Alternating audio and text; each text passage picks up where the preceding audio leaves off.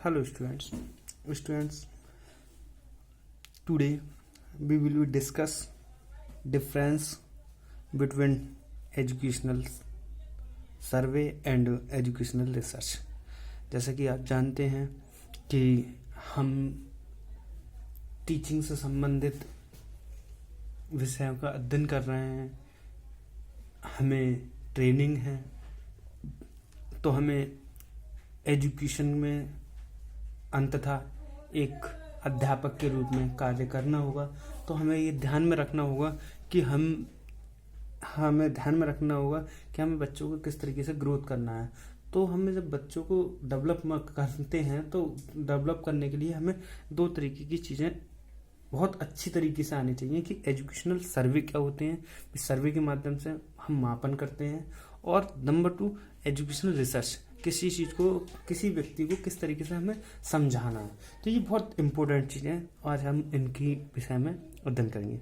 ये सच है कि शैक्षिक सर्वेक्षण एवं शैक्षिक अनुसंधान की विषय वस्तु, प्रकृति, लक्ष्य, अध्ययन पद्धति, तकनीकी आदि में काफ़ी समानताएं हैं, लेकिन फिर भी दोनों एक ही माने लेना हमारी एक बहुत बड़ी भूल होगी। जैसा कि आप जानते हैं कि हम जब फिलॉसफी पढ़ते हैं तो फिलॉसफी में मेन बात है कि एक शब्द का कोई प्रतिरूप नहीं होता, दोनों समय परिस्थितियों के आधार पर अलग हो जाते हैं। ठीक उसी तरीके से हम जब एजुकेशन हैं तो हमारे हर एक शब्द का अंतर होगा। तो वही है कि हम एक नहीं मान सकते, एजुकेशनल रिसर्च और एजुकेशनल सर्वे को हम एक नहीं मान सकते, दोनों में अंतर है। बस एक मानना हमारी भूल होगी। तो क्या अंतर है, हम पॉइंट वाइज इसका अध्ययन करेंगे। नंबर 1, परिकल्पनाओं की आवश्यकता संबंधी अंतर। शैक्षिक सर्वेक्षण में शैक्षिक घटनाओं एवं तथ्यों का अध्ययन करने के लिए परिकल्पना की आवश्यकता नहीं होती। मैंने कहा भाई हमें रिसर्च करनी है, वो अलग है, और सर्वे करना अलग है। तो हमने कहा कि हाइपोथेसिस जो होती है हमारी अध्ययन में, या परिकल्पना जो होती है, हमें अध्ययन की आवश्यकता नहीं होती, क्योंकि हम जानते हैं कि स्टूडेंट्स, मान लीजिए हमें देखना है कि हमारी क्लास में कितने बच्चे होशियार हैं। मतलब एक हमारी मान लीजिए अब बोर्ड परीक्षा होगी, हमने कहा हमारी बोर्ड परीक्षा में कितने बच्चे पास हो सकते हैं और अच्छे नंबर ला सकते हैं। तो हमने क्या किया, एक सर्वे कर लिया। तो वो क्या था, हमने क्या करा, सर्वे कर लिया, उन्हें एक टेस्ट करा लिया या कुछ भी करा लिया, सर्वे हिसाब से आकलन कर लिया। तो हमें पता चला कि हमारे 100 बच्चे हैं, 100 में से 80 बच्चे पास हो जाएंगे और 20 बच्चे फेल हो जाएंगे। तो हमने एक अनुमान लगा लिया। अब हमें क्या करनी है, इन 20 बच्चों पर रिसर्च करनी है कि ये बच्चे पास होंगे तो किस तरीके से होंगे। तो ये क्या हो गया, दूसरा पॉइंट जो आ गया वो टेक्निकल रिसर्च हो जाती है कि ये बच्चे फेल क्यों हो रहे हैं, और इस पर रिसर्च करके हम आगे बढ़ा सकते हैं कि सर्वे से हमें क्या पता चला, हो सकता है समस्या पता चले। अब हम एजुकेशन रिसर्च की बात करें। रिसर्च से हम क्या कर रहे हैं, तथ्यों और घटना को जानते हैं और परिकल्पना बनाते हैं, और उस परिकल्पना का निवारण भी करते हैं। मतलब कि ये हो रहा है तो क्यों हो रहा है और उसका समाधान क्या होगा, ये हमारी एजुकेशनल रिसर्च हो जाती है। अब हम किताब से पढ़ लेते हैं।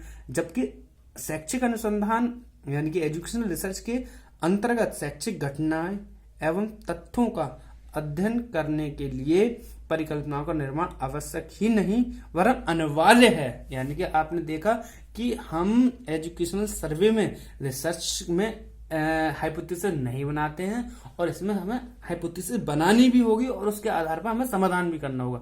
अब नेक्स्ट देखते हैं, सेकंड देखते हैं क्षेत्र संबंधी अंतर। एजुकेशन सर्वे भौगोलिक क्षेत्र से काफी विस्तृत होता है, जबकि शैक्षिक अनुसंधान का क्षेत्र अपेक्षाकृत संकुचित होता है। यानी कि हम सर्वे कर सकते हैं, तो हम हम एक स्कूल का भी कर सकते हैं, 10 स्कूल का भी कर सकते हैं, 100 स्कूल का भी कर सकते हैं, पूरे इंडिया के स्कूल का भी कर सकते हैं, मगर हम रिसर्च संकुचित क्षेत्र में ही करेंगे, क्योंकि पूरे समय सब चीज पर रिसर्च करना एक तरीके से असंभव टाइप हो सकता है। सर्वे हम सैंपल के माध्यम से पूरे इंडिया का कर सकते हैं, रिसर्च पूरी इंडिया की नहीं कर सकते। अलग बात करते हैं, नेक्स्ट पॉइंट आ जाता है उद्देश्य संबंधी अंतर। देखो एजुकेशनल सर्वे के अलग उद्देश्य होते हैं, ऑब्जेक्टिव होते हैं, और एजुकेशनल रिसर्च के अलग ऑब्जेक्टिव होते हैं। वो कौन कौन से होते हैं वो देख लेते हैं। देखिए स्टूडेंट्स, शैक्षिक सर्वेक्षण का मुख्य उद्देश्य समाज सुधार अथवा समाज कल्याण होता है। भाई जो हमारा सर्वे है उससे क्या होता है, समाज का सुधार करना होता है और उसमें समाज की सुधार करना होता है और समाज की कल्याण होता है। जबकि शैक्षिक अनुसंधान में ऐसी कोई सरकारता नहीं होती है। वास्तव में शैक्षिक अनुसंधान तो ज्ञान पिपासा अथवा जिज्ञासा का शांत करना, भाई जो हमारे ज्ञान की जानने की इच्छा है या पिपासा अथवा जिज्ञासा, भाई हमें जानने की इच्छा करना, उसे शांत करना कि भाई ये हो रहा है तो क्यों हो रहा है और इसका क्या परिणाम होगा। तो ये क्या है, रिसर्च। ठीक, सामान्य ज्ञान को विस्तृत करने और अध्ययन विधि तथा प्रविधियों को उन्नयन करने के उद्देश्य से किया जाता है। भाई हम रिसर्च क्यों करते हैं, जैसे रिसर्चर होते हैं वो क्या होते हैं, उनकी जिज्ञासा होती है आदमी मर क्यों रहा है, इसमें बीमारियां आ रही हैं तो कैसे आ रही हैं, ना कैसे ठीक किया जा सकता है, तुम देख रहे हो। तो ये रिसर्चर होते हैं जो एक जड़ में पहुंचना चाहते हैं और उसको समाधान करना चाहते हैं। और उसमें क्या होता है, बस एक तरीके से सामान्य ज्ञान प्राप्त कर लिए कि ऐसा करने से ये नहीं होगा और तो वो ना करें। ठीक, ये एजुकेशनल रिसर्च की बात करें, एजुकेशनल सर्वे की बात करें तो उनका उद्देश्य बस कल्याण हो, मतलब किसी भी तरीके से हो, वो गहराई तक न जाने की कोशिश करते हैं और ये गहराई तक जाने पड़ते हैं। अब नेक्स्ट आ जाता है हमारा अध्ययन की प्रवृत्ति संबंधी अंतर। भाई चूंकि शैक्षिक सर्वेक्षण का अध्ययन प्रकृति व्यवहारिक है, भाई सर्वे जो होता है वो व्यवहारिक होता है, जबकि शैक्षिक अनुसंधान का अध्ययन प्रकृति सैद्धांतिक है। भाई ये क्या है, व्यवहारिक है। सर्वे आपने देखा होगा हम खुद ही कर लेते हैं कि भाई हमारे मोहल्ले में से कितने बच्चे पढ़ने वाले हैं, हमने देखा हमारे मोहल्ले में से 50 परिवार हैं, 50 में से हमने देखा 20-25 परिवारों के बच्चे पढ़ने जा रहे हैं और 20-25 नहीं जा रहे हैं। तो हमारा जो समाज है या हमारा मोहल्ला है वो गंदे स्थिति में है, अभी पढ़ाई की इतनी महत्वता नहीं देखी जा रही है। क्या कर लिया हमने, एकदम सर्वे कर लिया। ये कैसा होता है, व्यवहारिक होता है। और रिसर्च जो होती है वो सैद्धांतिक होती है, नियम के अकॉर्डिंग होती है, हर एक चीज को क्लियर करके पढ़ना पड़ता है, जानना पड़ता है। तो ये शैक्षिक होती है और वह वो होती है व्यवहारिक। अर्थात शैक्षिक सर्वेक्षण की उपयोगिता व्यवहारिक समस्याओं के समाधान, सुधार, कल्याण की ओर अधिक ध्यान दिया जाता है, जबकि शैक्षिक रिसर्च यानी कि एजुकेशनल रिसर्च में नए तथ्यों की खोज करना, सिद्धांत का निर्माण करना और अधिक ध्यान करता है। ठीक है भाई, ये चीज होगी हमारी एजुकेशनल रिसर्च में। अब बात करते हैं विधियां एवं प्रविधियां में अंतर। भाई मेथड और टेक्निक्स ये बहुत इंपॉर्टेंट है।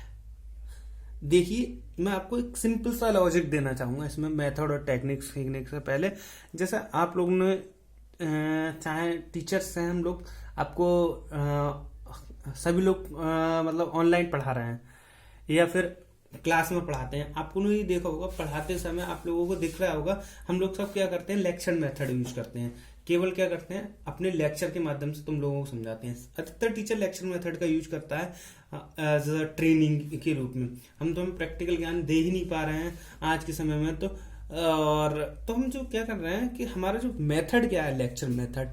अब टेक्निक कौन कितनी अच्छी तरीके से समझा रहा है, ये टेक्निक होती है। भाई हमने देखा होगा हम 5-6 लोग पढ़ा रहे हैं, 5-6 लोगों में से अरे यार वो सर बहुत अच्छी टेक्निक से पढ़ाते हैं, पढ़ाते वो भी बोल के हैं, पढ़ाते वो भी बोल के हैं, यानी लेक्चर तो दोनों ले रहे हैं, परंतु दोनों की क्या है, टेक्निक में अंतर है। तो यही है विधि और प्रविधि में अंतर। शैक्षिक सर्वेक्षण प्रत्यक्ष विधि एवं प्रविधि में अपनाया जाता है, जबकि शैक्षिक अनुसंधान प्रत्यक्ष अप्रत्यक्ष दोनों ही विधियों की एवं प्रविधियों का कहा जाए अपनाया जाता है।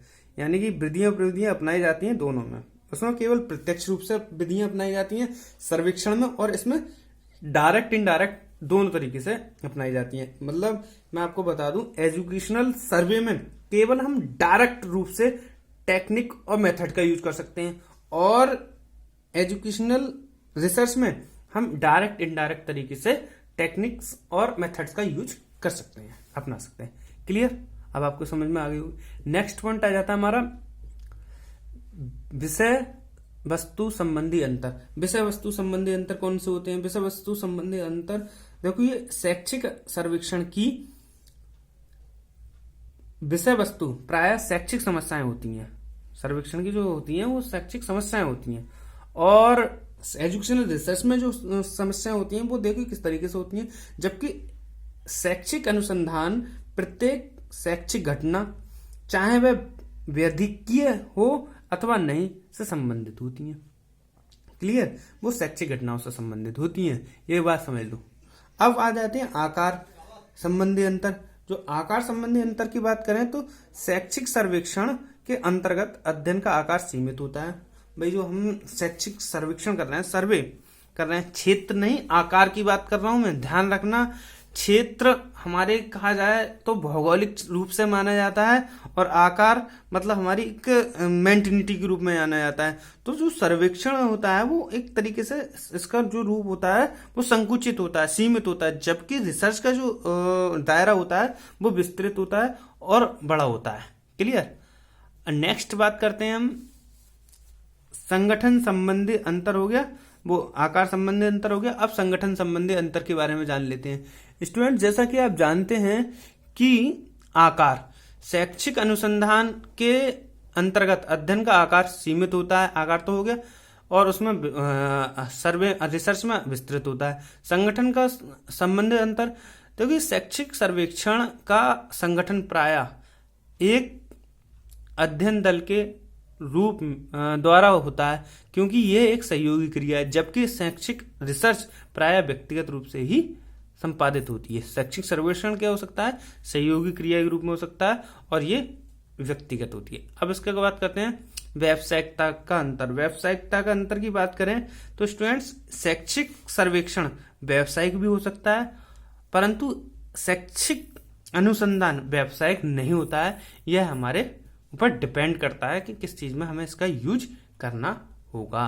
क्लियर। आज तो हमने आज किसका डिफरेंस जाना, हमने जाना कि शैक्षिक सर्वे और शैक्षिक रिसर्च में क्या क्या अंतर होते हैं। समझ में आ गई होगी। तो हम इन चीजों को एक ही मानते हैं, परंतु हमने इनके बारीकी पॉइंट वन बाय वन अलग किए। और आज के लिए इतना ही। Thank you very much.